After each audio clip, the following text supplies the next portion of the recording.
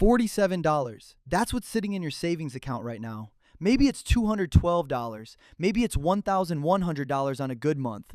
But it never stays. Something always comes for it. A tire blows out. Your dog needs a vet visit. Your rent jumps $75. And you're back to watching your balance like it's a countdown timer on a bomb.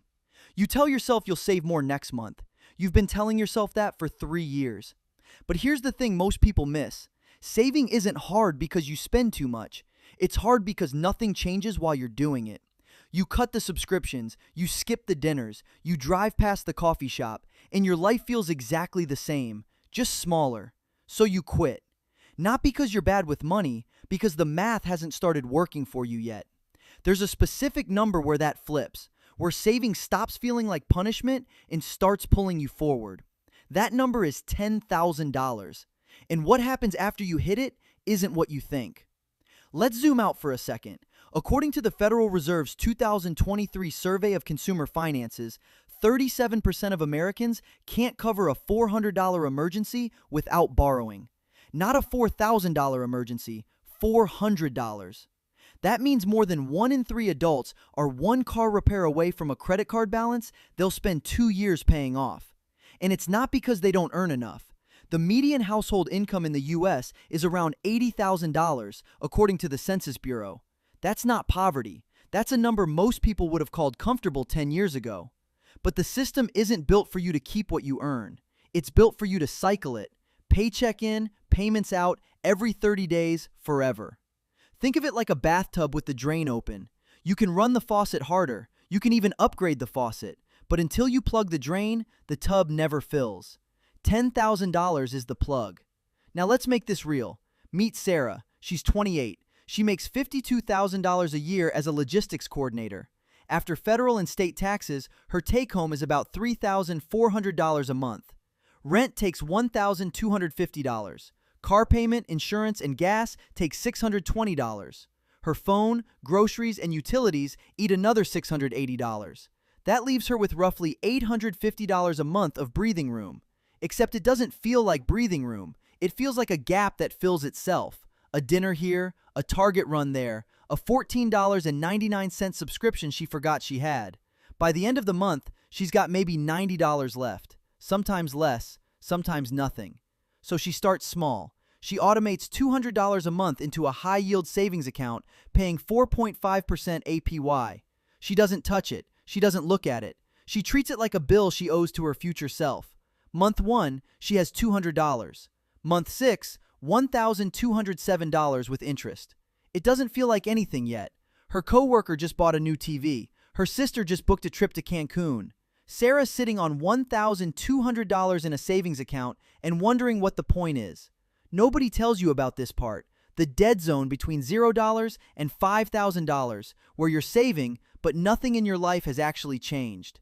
The math is working. You just can't feel it yet. Month 12, Sarah has $2,438. Month 18, $3,685. Month 24, she crosses $5,000. And something small shifts, not in her account, in her chest. She opens the app now and doesn't flinch. She sees a number that has a comma in it. She's never had a comma before. But here's where it gets really interesting. The jump from $5,000 to $10,000 doesn't take another 2 years. It takes 14 months. Because by now, Sarah's found $75 more per month she didn't know she had. She negotiated her car insurance. She dropped a streaming service she hadn't opened since February. She's not depriving herself, she's just paying attention. And then one Tuesday in October, she checks the account. $10,042. That number changes everything. Not because of what it can buy, because of what it kills. It kills the panic. The low-grade, always humming anxiety that something is about to go wrong and you won't be able to handle it. That hum has been running in the background of your decisions since you were 22. You just stopped hearing it because it became normal. $10,000 makes it go quiet. Your transmission dies? That's $2,500. You handle it. Your landlord doesn't renew your lease? You've got first, last, and deposit. Handled. You get laid off? You've got 3 months to find something without selling your furniture. You stop making choices from fear. And that's when everything changes. People think $10,000 is a financial milestone. What's actually happening is an identity shift. You go from being someone who reacts to money to someone who directs it. And the behavioral data backs this up. A 2019 study from the National Bureau of Economic Research found that households with even modest liquid savings, around $2,500, were significantly less likely to experience financial hardship after a job loss. Scale that to $10,000 and you're not just buffered. You're structurally different from 80% of the people around you. And this is the part nobody talks about. Your decisions start compounding, not just your interest. Before $10,000, every financial choice is a negotiation with survival. Can I afford this? After $10,000, the question shifts to, is this worth it? Those sound similar. They're not. The first one is about scarcity. The second one is about value. And the person asking the second question builds wealth faster, not because they earn more, but because they waste less. Here's where the psychology gets sharp. There's a concept behavioral economists call the scarcity trap. When you're running low on resources, money, time, energy, your brain narrows. It focuses on the immediate threat. You can't plan for next year because you're trying to survive next Friday. That's not a character flaw. That's cognitive load. Your brain is doing exactly what it evolved to do. But it means that when you're broke, you literally cannot think your way to wealth. The hardware won't let you. You're running survival software on a machine that needs space to strategize. $10,000 is the reboot. You're not a different person after you save it. You just finally have the bandwidth to act like the person you already are. Now let's compound this forward. Sarah keeps her $275 a month habit going after she hits $10,000. She opens a Roth IRA and starts putting the money into a low-cost S&P 500 index fund, averaging 9.8% annually. That's the 30-year historical average, according to Vanguard. At 35, she has $38,000. At 40, she has $94,000. At 45, she has $187,000. At 50, still putting in just $275 a month, the same amount, no raises, no windfalls, no side hustles. She has $328,000. By the time she's 58, she crosses $500,000, $500,000, from $200 a month and one decision she made at 28.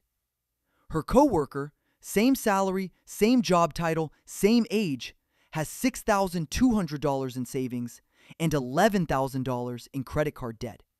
He's been meaning to start. He's been meaning to for 11 years. The gap between them isn't talent. It isn't luck. It isn't income. It's one October Tuesday where a number hit 5 digits and Sarah's brain rewired. So here's the reframe. Stop thinking of $10,000 as a savings goal. Start thinking of it as an operating system upgrade. Below it, you're running on scarcity, reactive, anxious, short term. Above it, you're running on clarity, deliberate, calm, compounding. The money itself isn't the point. The silence is. That quiet space in your head where panic used to live, now replaced by a plan. That's what $10,000 buys you. Not a vacation, not a car, not a flex. It buys you the ability to think straight for the first time since you started earning. And honestly, most people won't do it. Not because they can't, because the dead zone is real.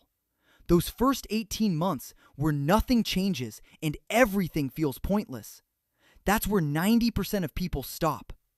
They look at $2,400 in a savings account and think, what's the point? The point is on the other side of the number they'll never hit because they quit here. The hard part isn't the math. The hard part is staying boring long enough for the math to matter. Remember Sarah checking her phone on that Tuesday in October? She didn't celebrate. She didn't post about it. She just looked at the number, locked her phone, and went back to work. But something behind her eyes was different. She walked past the vending machine and didn't think about the $1.50. Not because she was being disciplined, because it didn't matter anymore. That's the shift. Not discipline, irrelevance. The small leaks stop mattering because the vessel is finally full enough to float. You're still at $47, or $212, or $1,100 on a good month. And every system around you is engineered to keep you exactly there. Spending what you earn, 30 days at a time, forever. But you know the number now, and the number is closer than you think. $10,000 doesn't change your bank account. It changes the person looking at it.